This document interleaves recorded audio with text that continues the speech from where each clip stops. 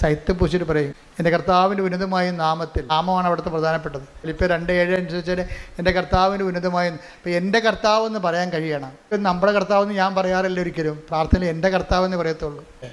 എൻ്റെ കർത്താവിൻ്റെ ഉന്നതമായ നാം. ഞാൻ ഈ 65 കൊല്ലം അല്ലെങ്കിൽ 61 കൊല്ലം, 4 വയസ്സിലാണ് എനിക്ക് വിശ്വാസം കിട്ടുന്നത്.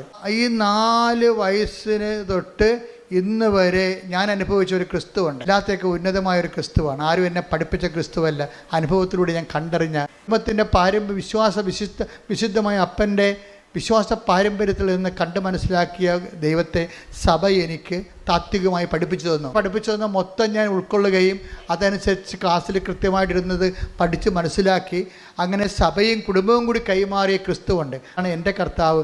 അതിനെ ഞാൻ ആപ്ലിക്കേറ്റ് ചെയ്തിട്ടുണ്ട്. എൻ്റെ ജീവിതത്തിൻ്റെ അഗ്നി പരീക്ഷകളിലൂടെ ക്രിസ്തുവിൻ്റെ കുരിശ് ഞാൻ കയ്യിൽ നിന്ന് കളയാതെ ഞാൻ കുരിശ് ഈ തീ കടൽ നീന്തി കടന്ന ചരിത്രം എനിക്കുണ്ട്.